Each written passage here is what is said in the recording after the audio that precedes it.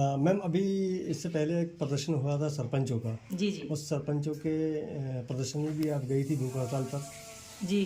तो वहाँ किस तरह की कंडीशन रही, क्या रहा? वहाँ पे भूख हड़ताल पे जब मैं गई थी तो वहाँ सरपंच लोग काफ़ी उग्र थे और मतलब वो लोग बड़े दुखी थे कि उनके मनरेगा और बहुत सारी चीज़ों पे जो अभी 40-40 का रेशियो हो गया वगैरह, उनको बोल रहे थे कि पानी की असुविधा है, जल नल योजना घर तक नहीं पहुँची और बहुत सारी योजनाओं के बारे में सरपंच लोग कह रहे थे कि हमारी मतलब हम बहुत दुखी हैं कि जनता हमसे सवाल कर रही है और हम कर नहीं पाए। उनका कहना था, उनने मुझे ज्ञापन भी दिया था कि बहुत सारे उसमें पॉइंट्स है जो कि सरकार से उनकी मांगे थी। तो उस बीच जब मैं वहां से आई सरपंच लोगों की मीटिंग करने के बाद, फिर मेरे पास कोई आए थे दूसरे सरपंच दल के। अब इनके भी 3-4 संगठन है, मुझे नहीं पता। जो संगठन बैठे थे वो राजवीर तोमर जी बैठे थे वहां पे, वो भूख हड़ताल पे थे। फिर उन कुछ दूसरे सरपंच संगठन के लोग मेरे पास आए कि आप मतलब आई हैं, ऐसा उसमें ऐसा कुछ नहीं है, मांग पूरी कर दी है प्रधान पटेल जी ने, और उनने कुछ वीडियो सेंड किए। फिर वो लेटर जब मैंने दूसरे सरपंचों को दिखाया तो उन्होंने बोला कि दीदी इसकी आखिरी की जो है मांग वो हमारी नहीं पूरी हुई है। तो अब इसमें मैं बड़ा कंफ्यूज हो गई, असमंजस में हो गई कि ये कह रहे हैं कि राष्ट्रीय कोई संघ के हैं, परिषद वाले हैं, ये कह रहे हैं कि हम सरकार काम कर रही है, हमारी प्रधान पटेल जी से मीटिंग हो गई और उनने हमारी मांग पूरी की। राजवीर तोमर जी बैठे थे कि मांगे पूरी नहीं हो रही थी। अभी 2 दिन पहले शायद परसों राजवीर तोमर जी यही परिषद के सेंगर जी के साथ कोलैबोरेट करके क्या करके मिल के दोनों संगठन, मतलब वो उनसे मिल गए, वो उनसे मिल गए, मुझे इसके बारे में नहीं पता है। लेकिन इसमें पिस कौन रहा है? सरपंच। ये तो संगठन वाले हैं, इनका भी संगठन उनका भी संगठन। अब इस संगठन के तहत 23,600 सरपंच जिसके भी संगठन में है, चाहे वो अखिल भारतीय परिषद जो भी उनका है संगठन, सरपंच संघ, या फिर राजवीर जी का जो संगठन है, या इसके अलावा जो भी सरपंच संगठन है, ये संगठन जो है ये बना लिए हैं, ये अपनी रोटियां सेक रहे हैं। मैंने ये देखा, अब राजवीर तोमर जी बैठे थे, मुझे नहीं पता, मैंने आखिरी बार बात की थी कि क्या हुआ, उनने बोला वो हमसे मिले तो हम तो मजबूत हो गए। आप मजबूत हुए, लेकिन जिस मुद्दों पे आप बैठे थे क्या उस पे बात हुई? क्या वो मांग पूरी हुई? तो आप यूं ही शासन का समय बर्बाद कर रहे थे बैठ के। पुलिस खड़ी है आपकी सुरक्षा में, क्यों खड़े थे, क्यों बैठे थे आप? जब आपको यूं ही उठना था तो जूस पानी पी के किसी और संगठन के अध्यक्ष के साथ मिल गए। ये सब 420 हो रही है और ये सब लोग मिल के बहुत ही गलत तरीके से, जो दूसरे सरपंच भाई है ना, ये संगठन के लोग सरपंचों के साथ शोषण कर रहे हैं। और सरपंचों को ये बात समझ में आएगी। मैं तो उनसे यही बोलूंगी सरपंच लोगों से कि अगर आप सच में परेशान हो तो मुझे अपने गांव की वो फोटोज, वो वीडियोस बना के दो जो आपके गांव में असुविधाएं हो रही है, सरकार की तरफ से मिला हुआ है और उसके बाद भी आपको वो सुविधा नहीं प्रोवाइड करा पा रहे हो आप जनता को। तो मैं ये कहूंगी कि आप मुझे फोटो वीडियो दो, तो मैं आपकी मदद डेफिनेटली करूंगी। लेकिन संगठन वालों के साथ जो भी है उनके तालमेल चल रहा है, मुझे नहीं पता उनको क्या मांगे, उनकी क्या मांगे। लेकिन इसमें मोरल ऑफ स्टोरी है कि पिस कौन रहा है? सरपंच भाई लोग, जो उनको जनता को जवाब देना है गांव का। ऐसे तो सारे सरपंच हार जाएंगे क्योंकि उनकी जनता सुनेगी ही नहीं उनकी। अभी तो काफ़ी टाइम में लोग काफ़ी गुस्साए हुए हैं और गांव में विकास कार्य नहीं हुए हैं। तो यही तो मैं कह रही हूँ कि विकास कार्य नहीं हुआ। देखिए, आप कह रहे हो एक संगठन कह रहा है कि शासन से हमें पूरा सहायता मिल रहा है, एक संगठन कह रहा है कि शासन से। अब ये दोनों संगठन आपस में मिल गए, ठीक है। अब बीच में पिसा कौन? खड़ी पीछे की जनता, जो आपके साथ, आपके भरोसे में आपके साथ खड़ी है कि भाई साहब हम आपके साथ हैं, और आप कह रहे हो कि मैं आपका काम करूंगा। तो भाई तुम काम करो ना। अब तुमने क्या मिलकर उनसे साठगांठ की मुझे नहीं पता, लेकिन मैं वहां गई थी और जाने से मुझे ये पता है कि गांव की जनता परेशान हो रही है इनकी नेतागिरी की वजह से। दोनों संगठनों को सिर्फ एक निस्वार्थ भाव से क्या करना चाहिए, सरपंचों की बात माननी चाहिए और सरपंच जो परेशान हो रहे हैं उनको गांव में मुहैया देनी चाहिए सुविधा, ताकि वो गांव के लोगों तक पहुंचे। जैसे कुछ सरपंच लोगों से मेरी बात हुई थी, खेत पहुंच सड़क बनाना था, वो अभी तक नहीं बना।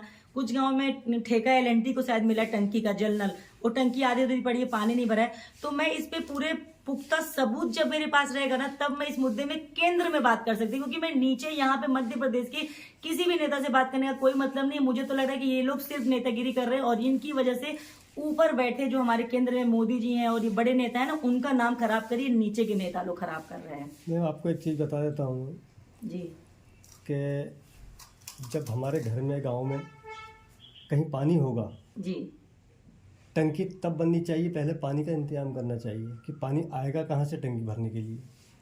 अब केंद्र सरकार ने एक योजना चलाई, नल जल योजना। पहले ये पूरे घरों में नल लगा देते हैं, पूरी जगहों को खोद देते हैं, पूरा डिस्टर्ब हो जाता है। इसके बाद इनके पास पानी नहीं होता है टंकी पे चढ़ाने के लिए, और वो नल जल योजना है वो धरी की धरी रह जाती है। नहीं, नल जल योजना जो धरी की धरी रह सिर्फ उसका एक रीजन है, जिसको इसका ठेका मिल रहा है, जो इसका काम कर रहा है। आप पानी पहले लाओ या टंकी पहले लाओ, बात बराबर है। कद्दू कटेगा, चाकू गिरेगा तब कटेगा, जब आप चाकू पे कद्दू को रखोगे तब कटेगा। दोनों कंडीशन में क्या है, ये कद्दू कटना है। वैसे ही पानी है, पानी को आना ही है, लेकिन आप पहले टंकी बनाओगे तभी स्टोर करोगे।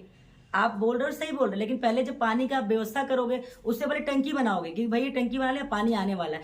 तो ये दोनों ही करत हैं, टंकी बनाने वाला भी अधूरा छोड़ दिया, लाने वाला भी तो यही तो ये संगठन कर क्या रहे हैं। नहीं, यहाँ पे गांव के जो सरपंच है ये बहुत बड़ी बड़ी बातें करते हैं, लेकिन ये काम सही से करते नहीं है।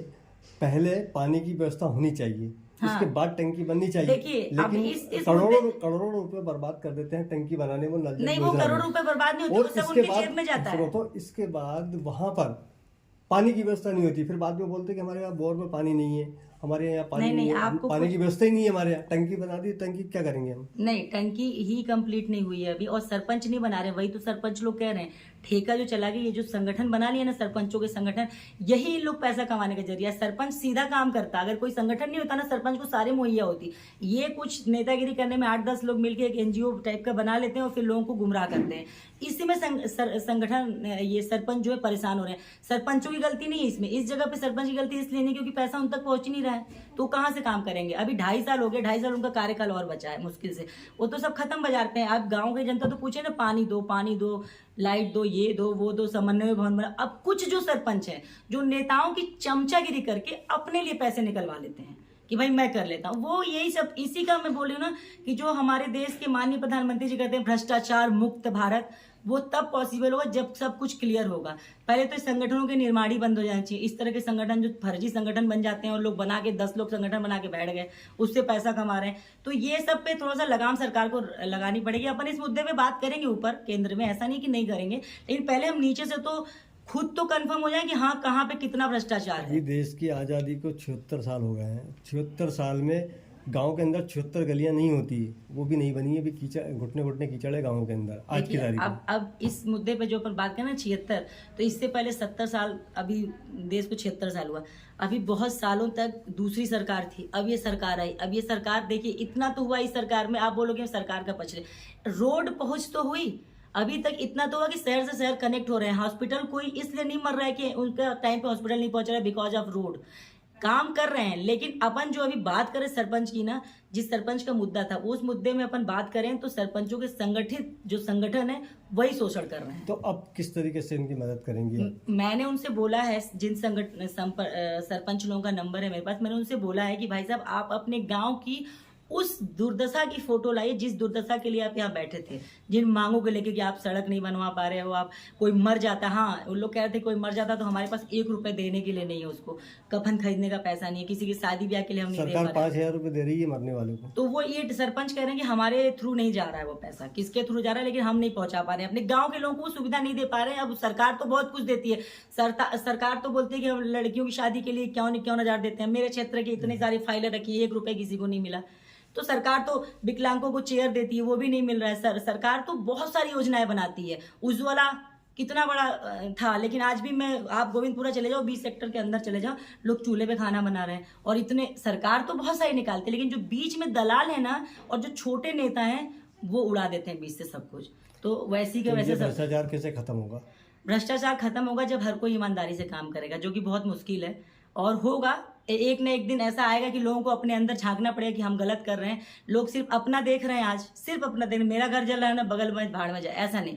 सबको एक समान जिस दिन सोचने लगेंगे उस दिन भ्रष्टाचार खत्म होने लगेगा। चलिए, बहुत बहुत धन्यवाद मीडिया से बात करने के लिए। मैडम, आपका परिचय? मृणालिनी सिंह सेगा।